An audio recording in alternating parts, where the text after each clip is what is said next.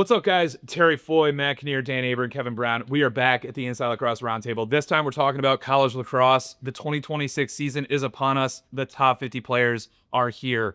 We're going to dive in. We're going to talk about the top 20. But before we do, we're going to go around and everybody's going to talk about who they chose as number one and why. Matt, you go first. Yeah, this is a weird year, right? Like, there's not this clear number one player in the country. Last year was CJ Kirst.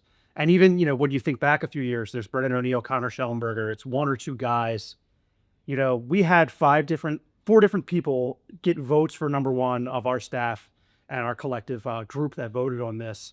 And you really can make a solid argument for anyone. I went with the guy who became the number one overall, Joey Spallina, attackman, Syracuse. There's been so much chatter around his game over the course of the past few years in terms of just, can he deliver in the big moment? I think that game against Princeton proved that he can deliver on the biggest stage. Syracuse is on that short list of teams that we think are competing for a national championship. The guy's going to break Mikey Powell's record. That's as good as you can be. There are some defensive options, and this is really a defensive year in terms of the top end talent. But I think you can make an argument either way for some of those defensive guys that you guys are going to talk about. Whereas I think the clear best attackman, the guy who has the most potential to do great championship weekend things, is Joey Spallina. I voted for Will Schaller, Maryland defenseman. And my affinity for Schaller stems from his hockey player playmaking ability. And the moment of the season for me was the end of their regular season win over Notre Dame in Atlanta. And I was on the field, and I thought that the greasy plays he made in order to get his team possession and secure that win were emblematic of, a player whose contributions went beyond just his on-ball defensive prowess, which is also at the highest levels. So a little bit of a non-conventional pick. I've been known for these types of non-conventional picks, but ultimately he ended up being number two overall, so clearly it wasn't that non-conventional. Dan, you picked the guy who was number three in the final top 50. Yeah, so I'm a bit of a contrarian here, which is a surprise to me, but I picked Aiden McGuire, and the exercise was who's the best player in college lacrosse, and when that question was asked to me, I said, well, I think it's Aiden McGuire. I think he's one of the best athletes, period, in Division I, and not only does he excel at his position of short stick defensive midfielder, but he can step into a variety of roles, and we saw it last year with Duke, where it's like, we need a hero on offense. Hayden McGuire steps up and scores an OT winner against Richmond in a pretty critical game for Duke.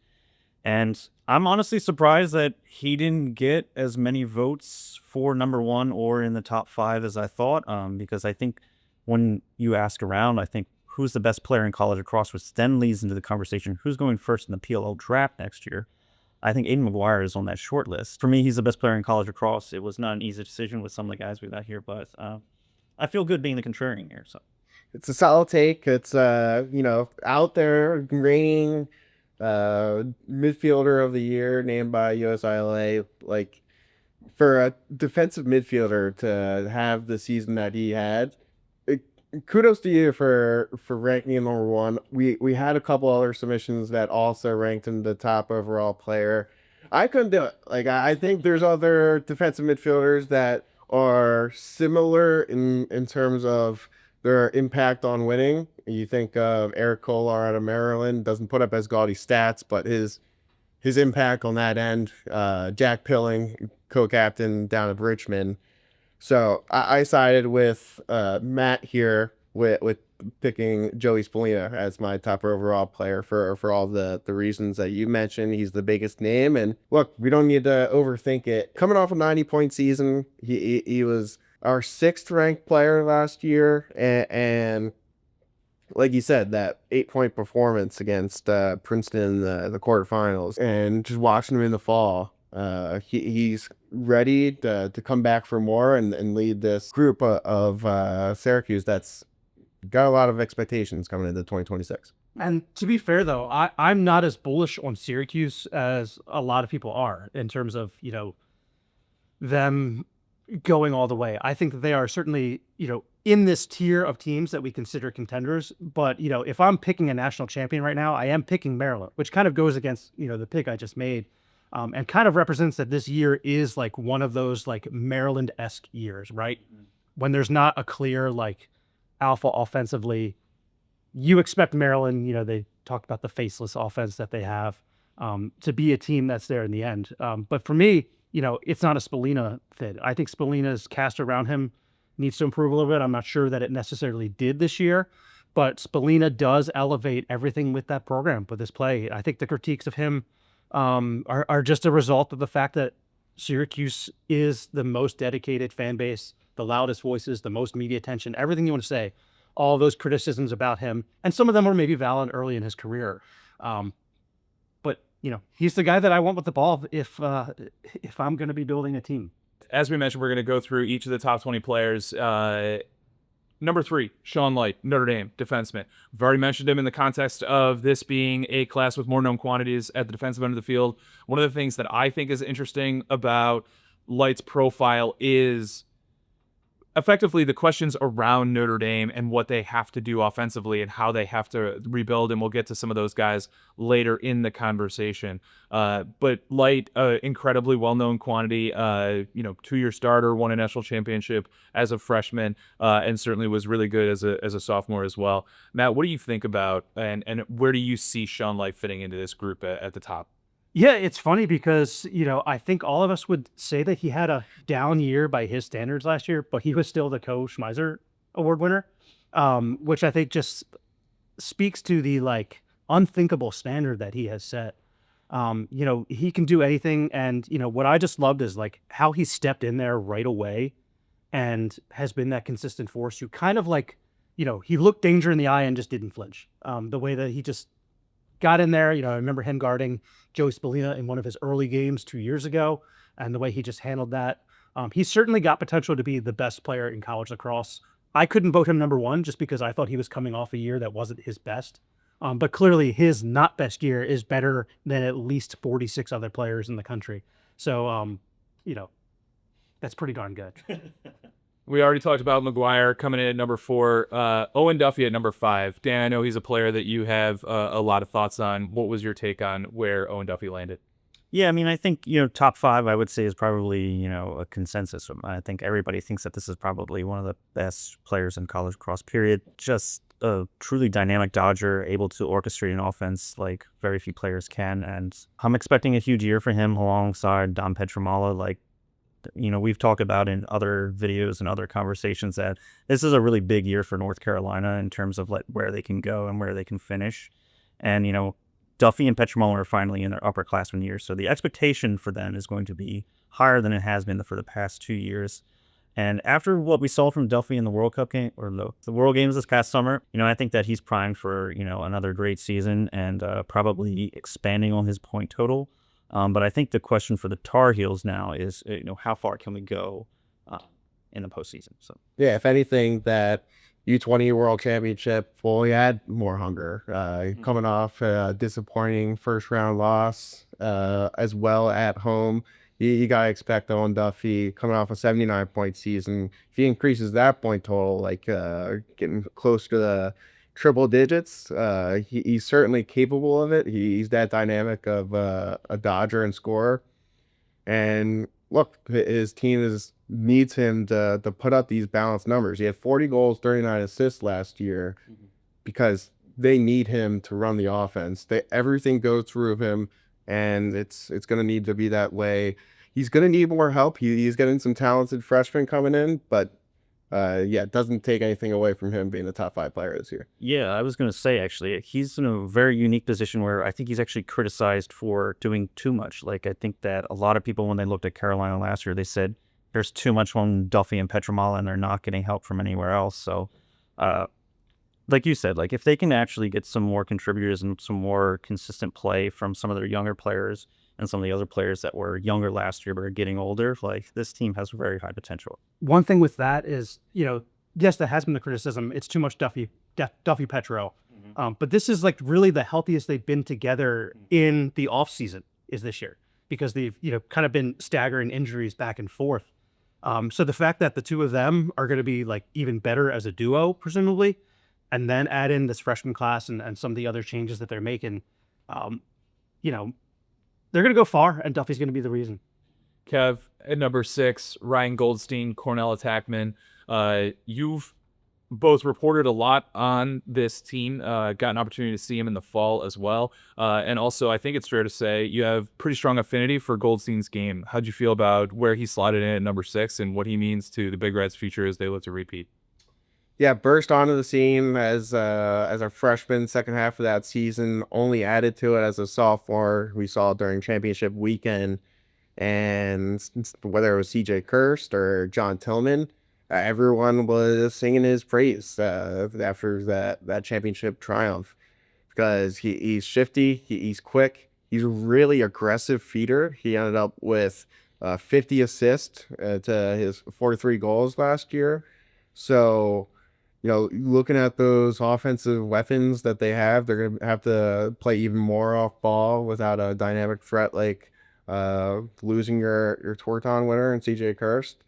But you add another guy that I'm high on that we'll get to a little bit, and this offense should be humming again with Goldstein at the center of it. Number 7 and number 8, two guys that we can kind of talk about a little bit in tandem. Caleb Fyack, the goalie at Ohio State, and 8, Bobby Van Buren, the lockdown defenseman. I was talking to a assistant coach about my list, and he was like, if you're basing this on last year and what we saw, Caleb Fyack should be number 1. His ability to win games for the Buckeyes was as impactful as anybody else in college lacrosse. And I thought that was a really interesting take. And I also think it's really interesting in the context of the arc of Ohio State's season. This was, a returning starter who didn't start the first half of the first game. It ultimately turned out to be a loss to Utah, which in retrospect is one of the biggest outlier results.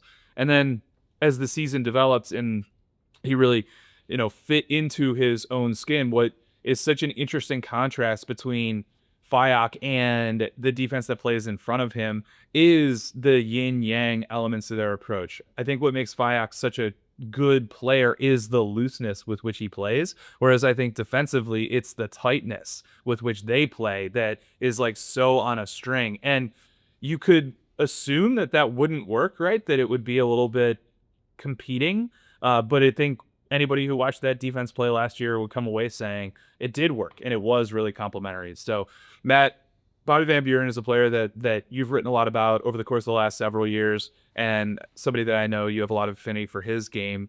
And I think that there's a lot about Van Buren, the senior, that's going to be really interesting. What's your take on Bobby at number 8? Yeah, I mean, you would presume that Van Buren, given his, non-traditional background, he was homeschooled, he definitely played club lacrosse and was a highly touted recruit, by the time he got toward the end of his career. But you could presume with that, and also coming off of injury from 2 years ago, that he still hasn't really reached his peak as a lacrosse player. He might be the best guy, him, Schaller, and Light, but he might be the best guy like just covering a traditional ex-attackman. But I think last year you saw his ability to play off ball better. He's just adding more stuff to his toolkit. And like you said, with the way that Fyack is playing, and like Fyack gives them some personality to their defense, and the way that Van Buren is like the steady hand, and then you add in Cullen Brown as well, and we'll get to him later. They all improve each other's stock in this top 50 rankings because they all make each other better. And that's important as a goalie, right? You want to have that, not that he doesn't care about letting goals in, but he's kind of unflappable when he gets scored on a couple times. It's no big deal. Led the, like you said, after sitting that first half of the season, or the first half of the first game of the season, ends up leading all Division I in save percentage, north of 61%. He takes up a lot of the goal, yes. Big, tasty, great personality, but he's so important for that Buckeye defense. So continuing on at the defensive ends, Will Donovan, number 9, Notre Dame long stick midi, very complimentary with Light in terms of their ability to work up top and down low and really limit the opponent's top 2 offensive threats. Kev, I know Will's game is one that you've followed a lot. What was your take on that spot?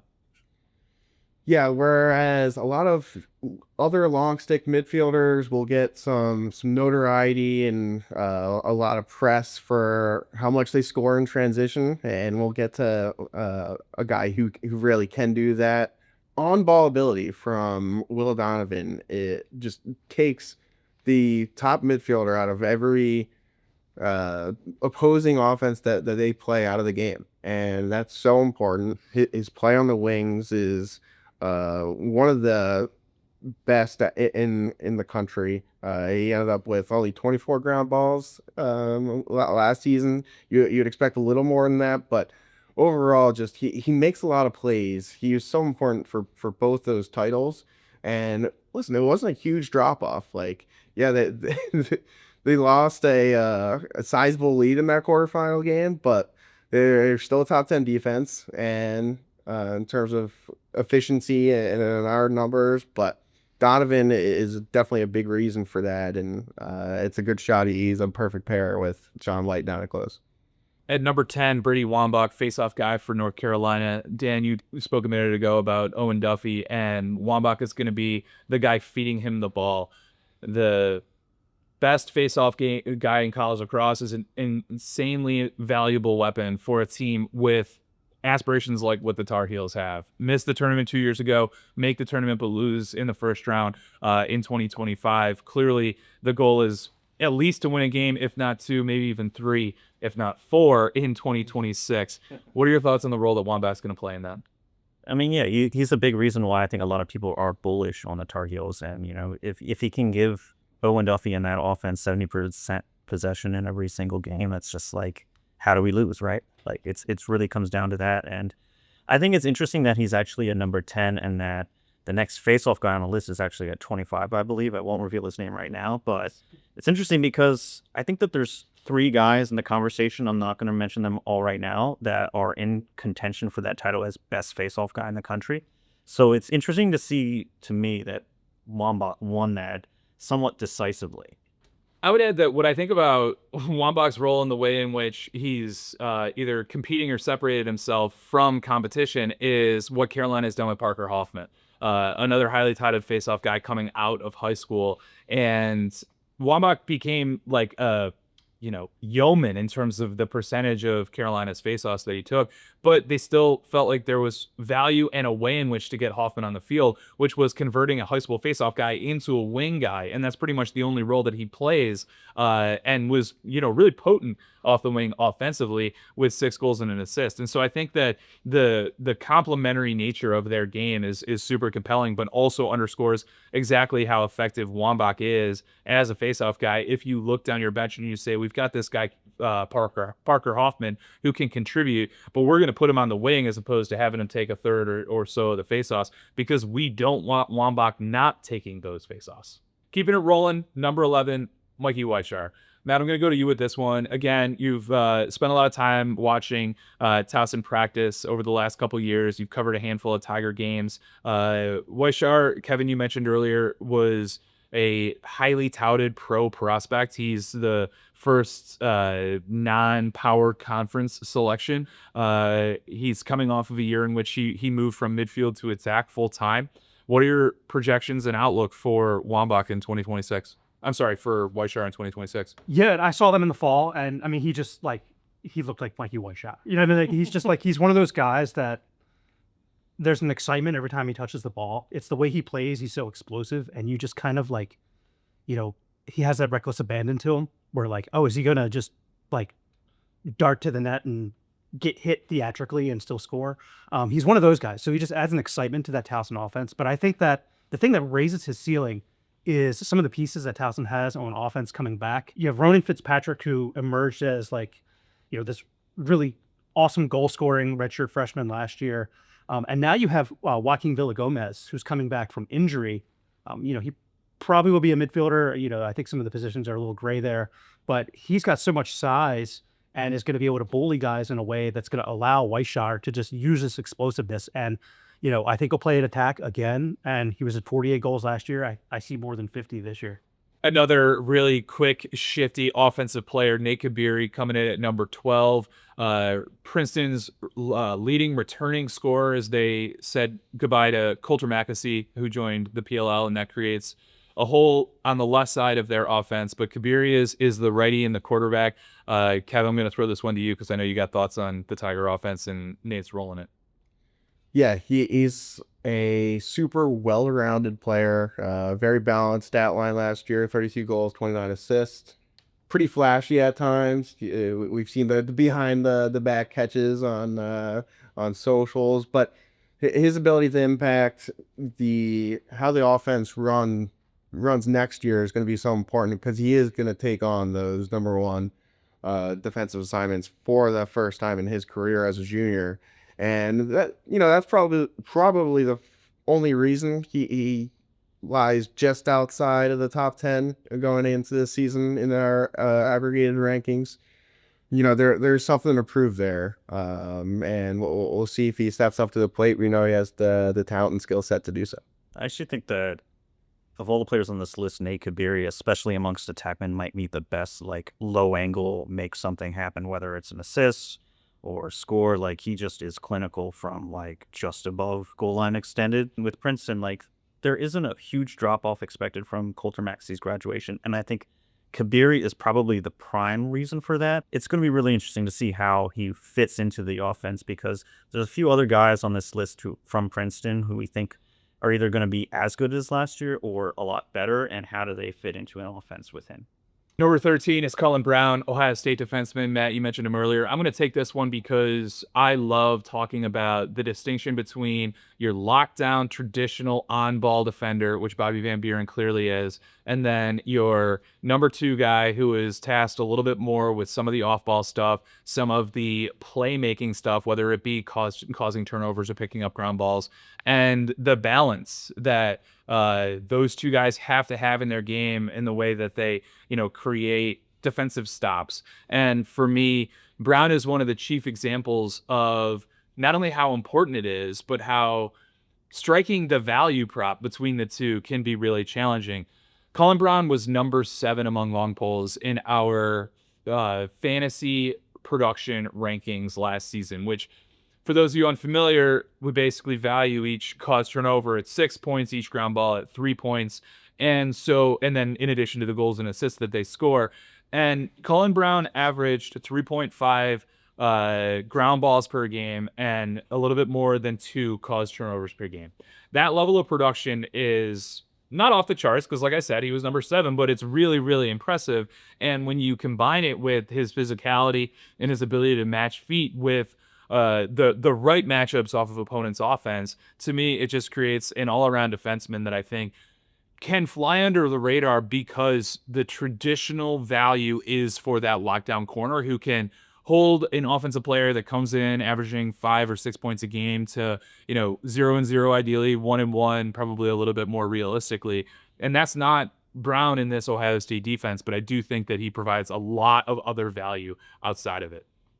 Number 14, Silas Richmond, an absolutely enormous offensive presence for the Albany Great Danes, and somebody, Matt, that I know that you're pretty familiar with, so I'll let you take it away. Yeah, enormous, in production and in size as well.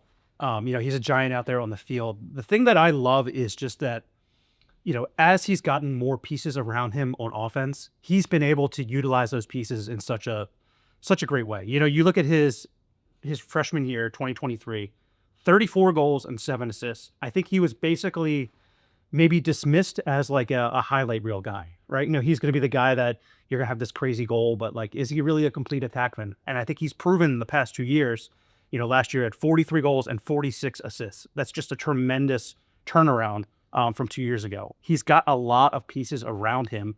And, Albany, this offense is kind of stacked. When you look at, I think they have something like 6 or 7 of their top guys returning on offense. Ryan Doherty, Jackson Palin, Colton Marquis, all guys who are like, and Richmond is just at the center of it all, making everybody better. He's got size. He's got that, like, he's going to be good for one ridiculous play every game. But he's a more well-rounded attackman than people give him credit for. Yeah, I think with Silas Richmond, I think there's a guy on every single team who can kind of do something crazy in practice. He's the kind of guy that does something crazy in the game. You're like, wow. Very few guys can actually pull it off, the stuff that he does and those kind of high pressure situations that he finds himself in. But to your point, like, you showed me the assist numbers that he had last year, and I was honestly kind of surprised because I think when everybody looks at him, they think of like this is the guy you see doing crazy stuff on Instagram, but it's not that at all. He's actually a much more balanced player than I think a lot of people give him credit for. And like you said, I think Albany's due for a big year with some of the offensive guys that they're coming back, and he's their headliner. So they'll be a fun team to watch, I think, this year.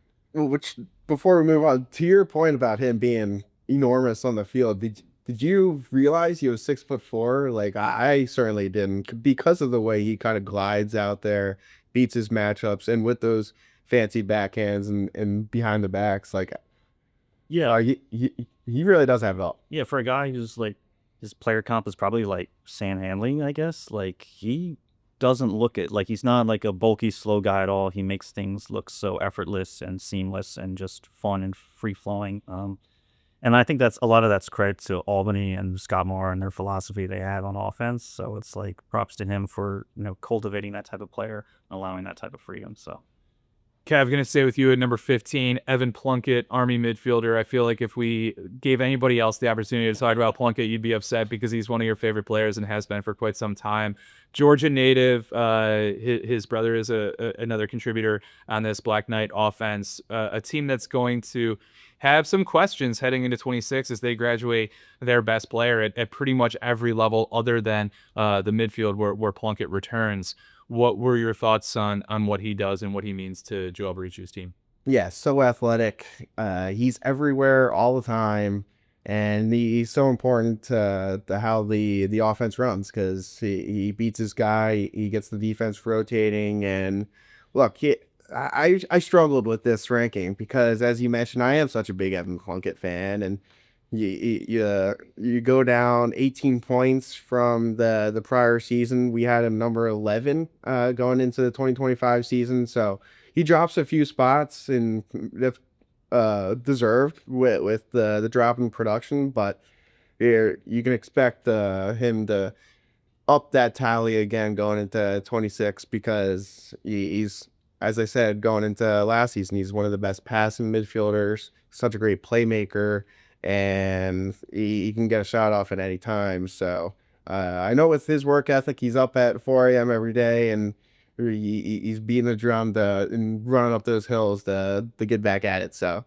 it'll be fascinating to see just how much they want to run through him with Hill, his younger brother, being more of a quarterback down at attack. I was going to shout you out for the pun with the running up those hills, given that his brother's name is Hill. I'm going to stick with number 16, Willem Firth, left-handed attackman for Cornell, presumed to step into the role that CJ Kirst vacated. Firth is potentially arguably the linchpin for Cornell's prospective success offensively because he's the most known quantity in the context of being their leading midfield scorer on this national championship team in 2025. And if he can seamlessly step down to attack, increase his production commensurately with the amount of time that he has on the field, the transition opportunities that weren't available to him when he was playing midfield, and presumably not only his own internal improvement, but also the improved chemistry with Ryan Goldstein from the standpoint of their increased familiarity as attack line mates, then you can imagine a scenario in which this top 5 offense that the Big Red have stays a top 5 offense. And without that, there are questions, right? The other end of the field in terms of what they graduate, what they lose from a defensive coordinator standpoint. We can be confident in Cornell's ability to get the ball based on what they bring back at the face-off. So for me, if they stay a top 5 offense, then their floor is somewhere in between what we saw in 2024 and 2025, right? 24, their defense was in the 30s and they weren't a national championship contender. In 25, their defense was in the high teens and they won the national championship. So the question is whether or not their offense can remain a top 5 unit. And for me, Willem Firth, who, we've spoken and written about since he was a top 10 recruit and one of the really interesting players in his recruiting class because he was fairly late on the scene and a fairly late commit is again, for me, one of the most interesting players to talk about when you head into 2026. I still can't fathom just the luxury of reigning champion with graduating your Torton winner to go from CJ Kirst to basically another Jeff Teat is pretty crazy. So I'm almost overcompensating for how much I undervalued Teat during his college days. So I'm like I'm all in on Willem Firth. I think I had him the highest on any bout. Yeah, I think it's not just the number 51 that he wears that reminds you of T. It's just like the ability, like obviously they're Canadian. Obviously they have great feeding skills, but I think it's the ability to anticipate movements on offense that are 2 or 3 steps or 2 or 3 passes away, right? Like, and I think that's been one of the great strengths of Cornell's offense over the past couple of years. Going back to T, it's just the ability to move the ball so quickly and still stay coordinated and stay on schedule, so to speak, of finding that guy when he gets open and having a slam dunk right in front of the cage. And I think Willem Firth is the guy who fits into that puzzle with Goldstein that makes that offense really go. Let's see if he can match CJ Chris production numbers though, because it's tough. Even with a guy who we compare to Jeff Teague all the time. So Well, and one of the things about it is that regardless, on the left side of Cornell's offense, you're going to go from a guy who's 6'1", 6'2", 215-ish to a guy who's 5'9", 165, 170. And with number 17 on the list, we're going with somebody who's 6'5", 220, 230 pounds.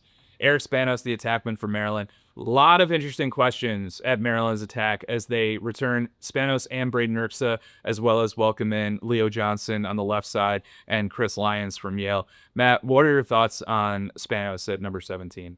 Well, you mentioned his size, and I think this past year was the first time he played like his size dictates. There was like an increased assertiveness to his game, increased physicality. It just felt like he had grown into his size and his role as like the guy for Maryland's offense. And I say the guy in the sense that Maryland was known all year as like, this is the share of the ball offense.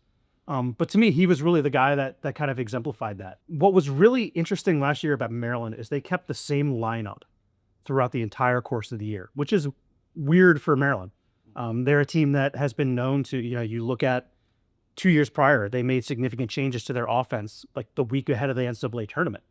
So I think the fact that Spanos grew into that just like consistency, like alpha focal point role was the reason that they had this stability. And he provides that again. The cast around him is going to be really interesting with, like you said, the transfers coming in from Yale. Where does Erksa fit? They have so many guys that like, there's going to be some shuffling off, but I think he just remains this consistent force now that he's kind of grown into his like, grown to his own body, so to speak. yeah, and it's like you said, like Maryland has unapologetically like tinkered with personnel over the years, and it is weird that they didn't mix it up last year, but this year they definitely are because there's just too much talent, coming in on that offense. And we discussed this I think around the time at the Cornell Maryland football game. It's like there's an odd man out at attack, and like one of those guys has to play midfield. Is it Eric Spanos? I don't know. I don't think it is, for what it's worth. I would say that Spanos and Johnson are the two most likely, and I think that Erksa and Lyons are the two most likely to probably, and part of the reason I feel this way is because it's what happened in the Maryland-Harvard scrimmage, but flip-flop at attack and midfield and see, basically who performs best in each role.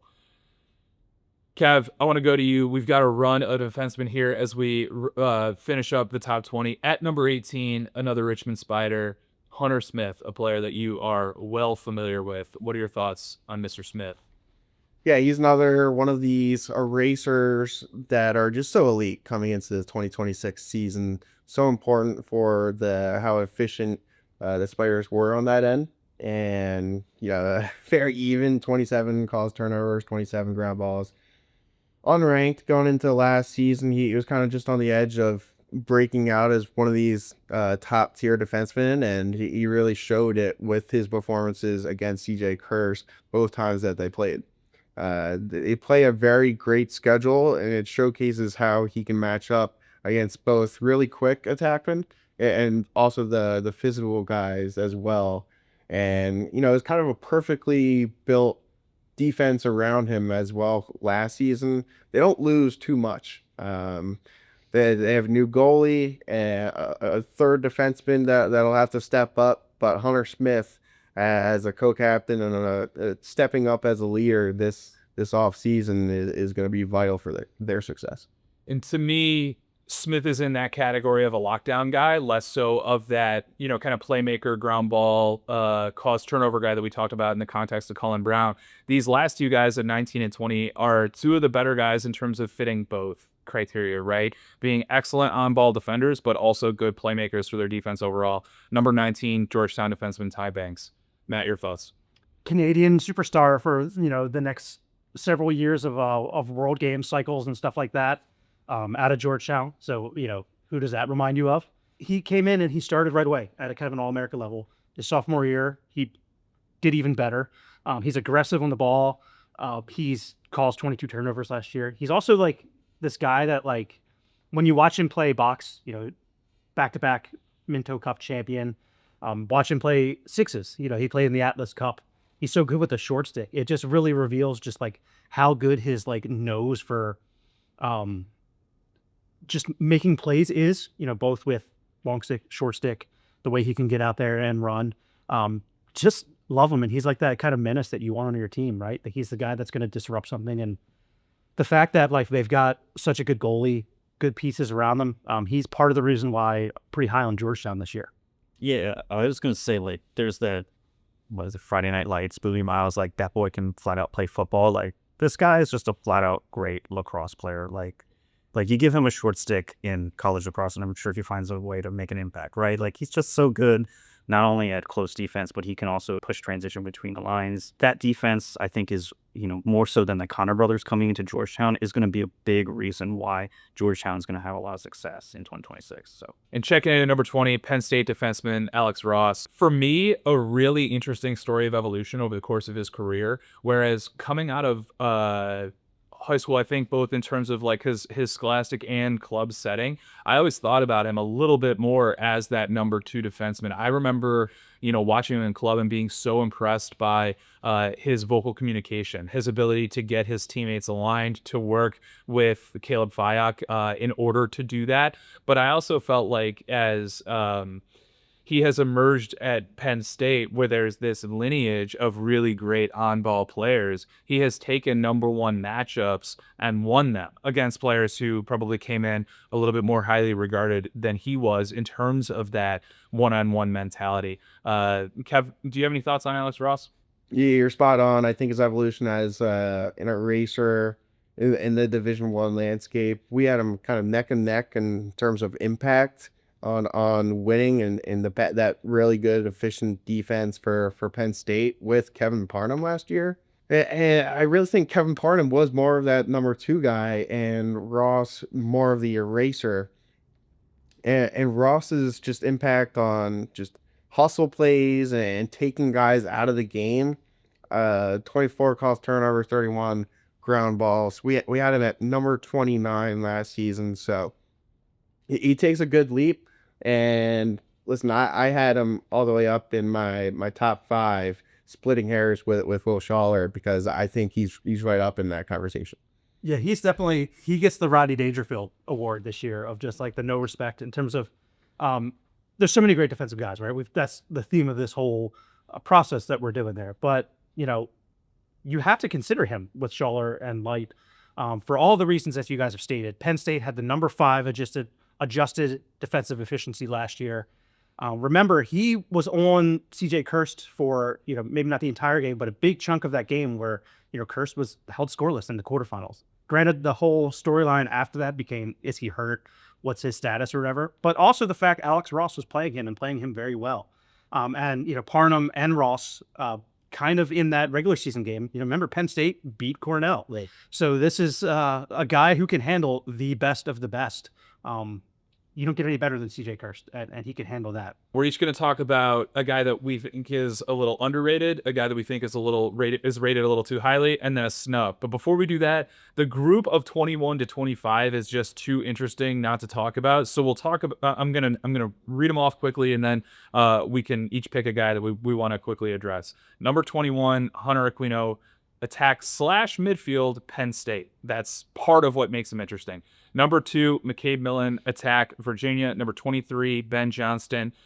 midfielder out of Duke, again, probably. Number 24, midfielder Matt Collison, Johns Hopkins. And number 25, faceoff specialist, Syracuse, John Mulling. Darren, you get to go first. Who you want to talk about? Of these 21 to 25 guys? Yeah. Let's talk about Hunter Aquino, because I, for one, am honestly shocked that we have him as a 21st ranked player in college lacrosse after the freshman season, right? Like, I just think that's like, not that he's not a bad player or anything like that. I'm just surprised to see him that high. Like I think everyone at this table agrees that he's a great player, is a great size mismatch. But the 21st player, like, I think that's going to be something that people look at and say, wow, like, they are really high on him this year. I was going to have him as my guy who is underrated on this list. So, we're kind of on different wavelengths here. I had him at number 11 in my list. I saw him in the fall, so maybe there's some recency bias, but I'm kind of stealing a point that you made, Terry, on our Slack, was just that if he is playing attack, and that's a big if, he was kind of doing that as an experiment for Penn State. He could run out of the box. There's a lot of things, but if he is going to just toast guys off the end line on restarts with his size, like, that makes him so, like, there's not many attackmen who can do that. You can't slide to him. You cannot slide to a guy who's 6'5", 220 pounds, running off the end line with a 10 to 15-yard head start, and you have to make contact with him at GLE or within a yard or two above GLE. Otherwise, he is going to get his hands free. And as we saw when he was dodging from up top, he is a very willing and accurate passer, and Penn State's going to have a lot of really good finishers on the backside, regardless of which hand he's dodging with. And that's once you let him not shoot. So, yeah, it would be a terror for sure. He is known to destroy defenders at GLE. Like, there's just going to be carnage when he's coming off the end line. So I had him a lot higher. Maybe I'm skewing the voting a little bit just through my voting. But he's the guy that I have it as underrated, but he's in that 21 to 25 group. Kev, who do you want to talk about? I'll give some kudos to Syracuse faceoff man John Mullen. Only Jack Cascadin, who's a little further down the list, took more faceoffs, won more faceoffs. John Mullen at 63%, a couple percentage points above him. He is an all-around faceoff guy. He can win it and counter in really every direction and manner. But his ability to win it forward and spark offense, transition, score himself, or set up Joyce Polina at the point is going to be really a big tool for this Orange group. All right, I'll take the red meat. I'm going to talk about McCabe Millen. For me, I think there was probably a little bit too much of a he's not as good as we thought he was reaction to his sophomore season. That was a function, in my opinion, of a combination of two factors. Virginia's limited talent in their 5th and 6th spots, and then 7, 8, 9 as you get into depth, whether it be in-game depth or season-long injury depth. And also the transition from being a freshman who was guarded by opponent's 3rd best long stick in most instances, although obviously that got a little bit switched up in the context of when they would double hole Virginia and put a short stick on Peyton Cormier, to the guy who then has not only opponent number 1, but also is number 1 on opponent's scouting report. And so I felt like there was always going to be built-in, not regression, but a built-in plateau because of that increased burden. And when I look at Virginia in 2026, I see a lot of what we saw out of Carolina transitioning from 24 to 25 and Syracuse from 23 to 24. There is built-in improvement by virtue of a combination of the infusion of talent and the way it's going to take some of that pressure off of Millen, as well as his own understanding of what the demands are of being the number 1 offensive player. In addition to which, some of the best opposing defensemen that he went against and gave him problems last year are no longer playing college lacrosse because they graduated. So, like, while we've talked about it, he's going to be guarded by a lot of great defensemen like Will Schaller and Sean Light, and the list goes on and on. I do expect Millen to, take another step forward, and I'm really excited to see what it looks like and what the ceiling is going to be defined as. I think some people will think it's interesting that he's ranked at 22. Maybe he's thinking that's a little low, but I think that's a function of Virginia not having a great season last year.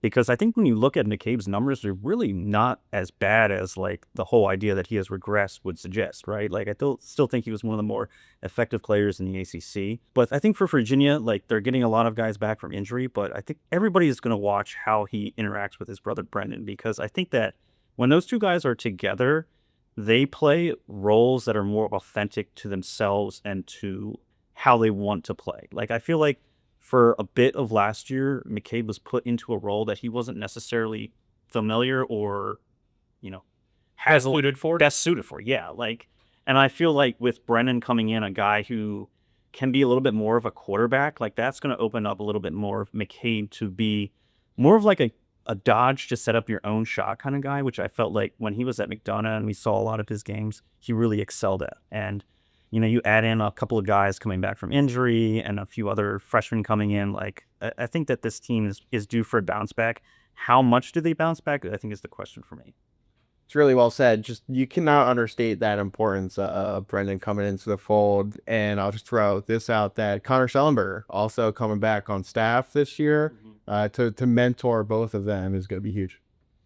All right, Matt, who on this list do you think is underranked, understanding that you would have gone with Hunter Aquino if we didn't already talk about it?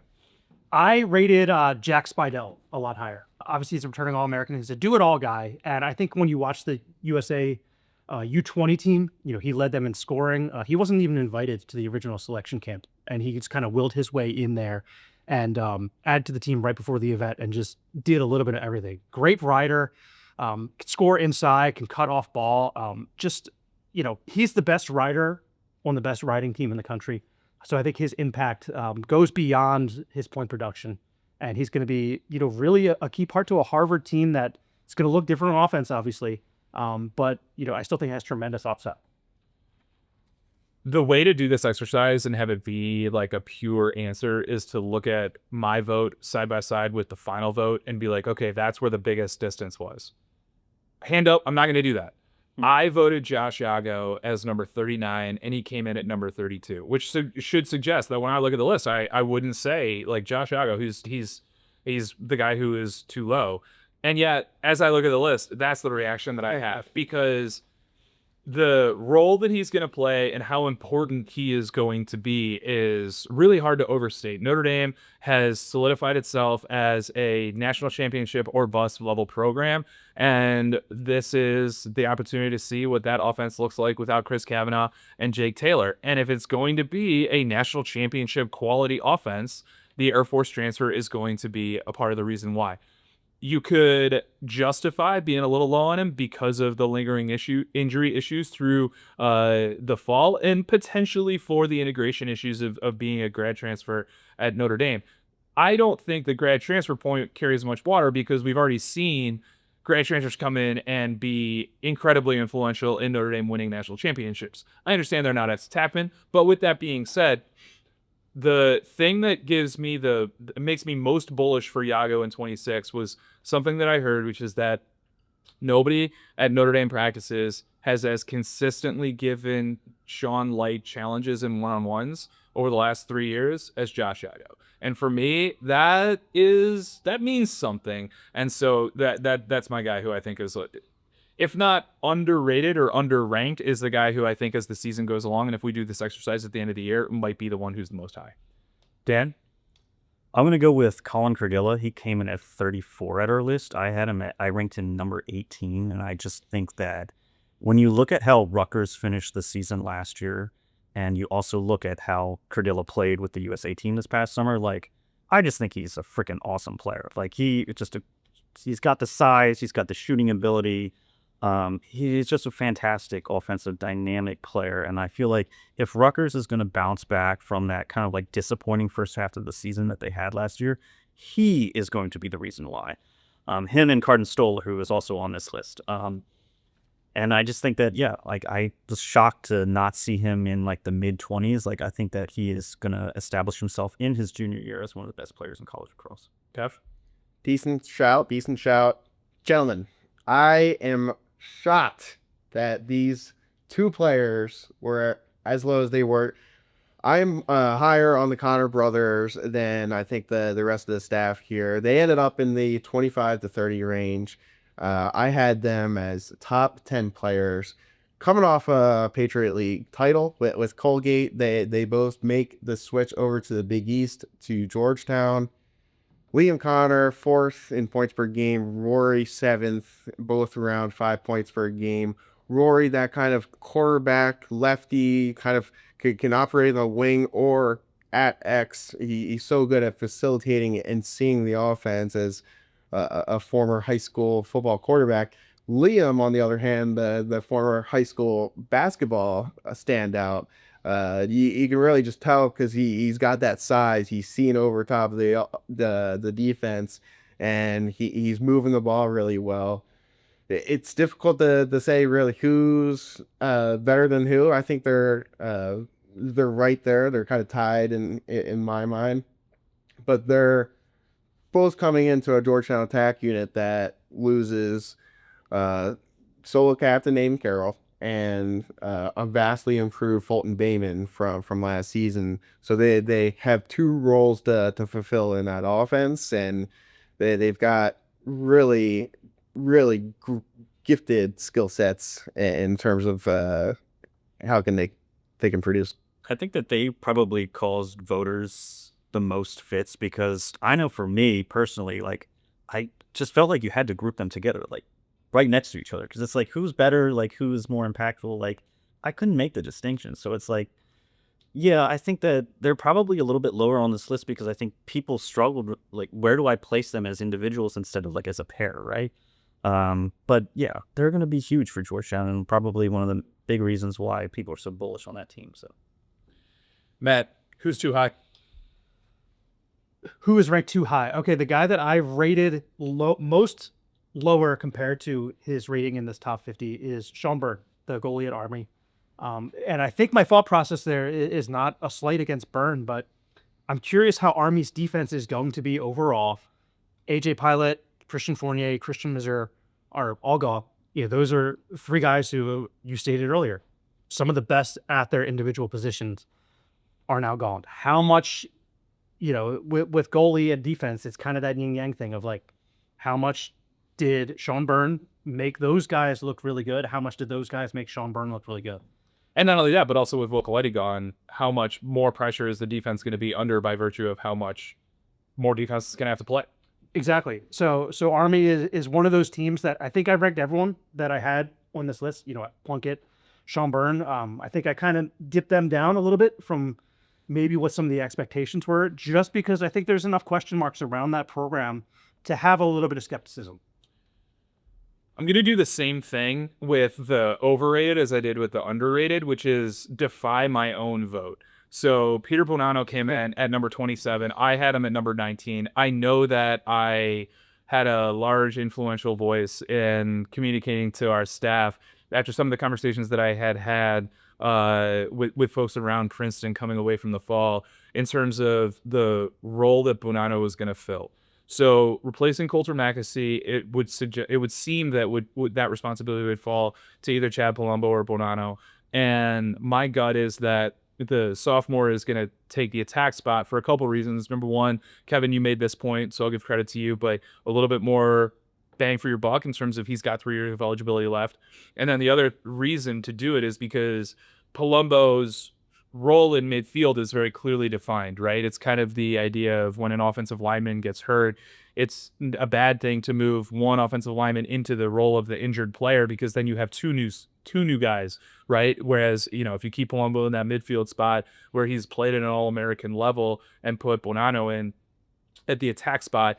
But the reason I think he's my answer for this question is because I think a lot of folks are going to look at number 27 as a guy who hasn't started yet and be like, really? Wow. But I guess it's a bet, right? And, it's not exclusively looking backwards, right? If this were based exclusively on prior performance, we would just take last year's All-America list, take out the guys who aren't back, and then rank them that way. It's not that. It's a list that includes more projection, and so that's why I think people are going to be a little surprised when they see Bonanno as high as he is. And Princeton is a team that I think when you use that word projection, right? There's question marks around every team. The big theme of this is just that there isn't a true favorite for the national title. There's not a true favorite to be the number one player in the country. There's just not like that definitive statement you can make about the season. Princeton, though, I feel like their losses, guy like Coulter Mackesy, and then on the defensive end as well, there's a clear sight line to how they will fill those roles. They also have a clear track record of how they've done, how they've replaced guys. They had a series of good recruiting classes. So even though there are question marks, it feels like there are more answers at Princeton than there are at other teams in the country.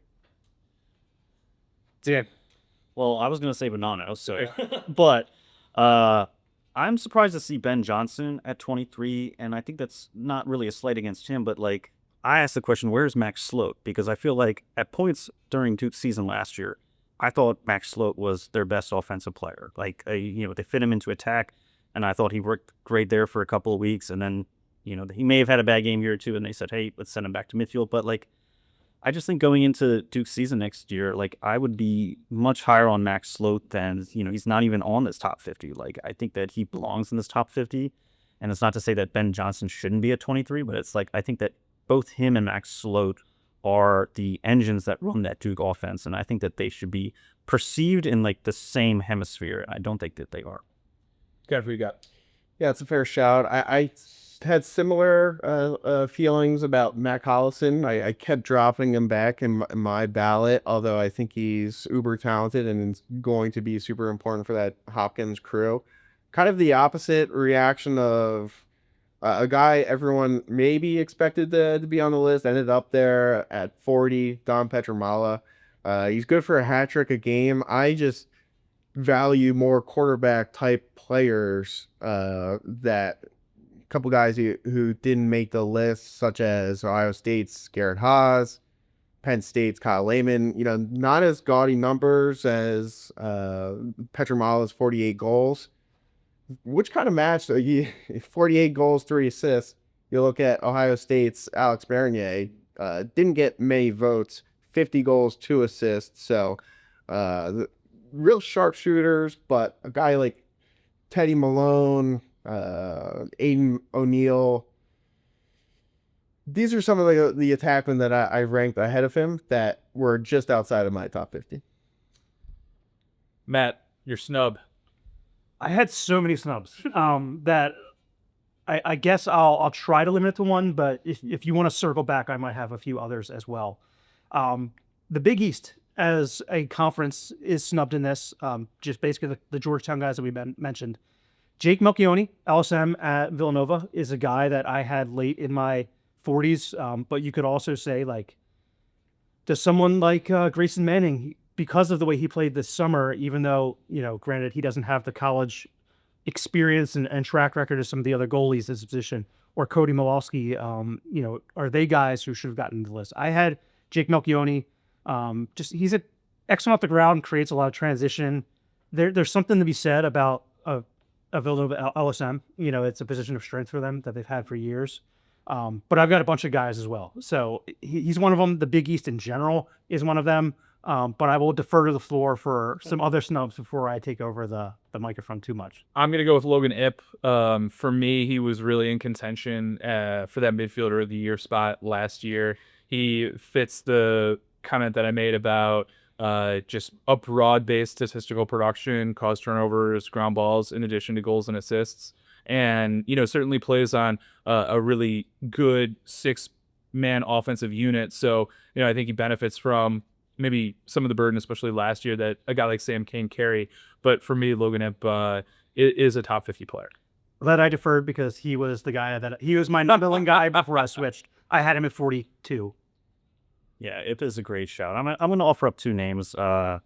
One, my first one is AJ Marsh. Like, I feel like I've seen him play at Navy, and I just think that he is a fantastic player. And I think that he may suffer from visibility. Like, I just don't think a lot of people watch Navy lacrosse as much and therefore don't know how great of a player he is, but I think he's outstanding. And then to go into the contrarian vein, I think I was the only person to vote for Jack Wigneri from Tufts. Like, there's no parameters provided here, so why can't a Division III player be included as the top 50 players in the college lacrosse? Like, I think that, we've seen players go from D3 to the PLL and be great players, and we've seen them transfer into places like Virginia and other great schools in the ACC and Big Ten and fit right in. And it's just like, well, why can't we consider this guy for, as one of the best players in college lacrosse? Love it. If I'm gonna interject here because I did not put him. I will preface that, but serious consideration to Kyle Lewis at Adelphi, the midfielder of the year in D2, ice in his veins, won the national championship with his overtime goal. He was a guy who went to the transfer portal this year and committed to Penn State for a series of about 72 hours before he decided to go back to Adelphi. Syracuse was in the mix. Rutgers is in the mix. There was a lot of teams who really wanted his services. He's just like that guy who didn't really go full-time in lacrosse until late in his high school career. So the fact that he's the best midfielder of the country in Division II lacrosse, if he was on a D1 roster, he would certainly be a first-line midfielder at a top-tier school. And that's where I'm coming from, is like, if Jack Wigneri and Kyle Lewis enter the portal, like, a ton of schools would be interested in them, right? So it's like, that's the kind of like the framework I'm working from, and like that's why I voted for Wigneri.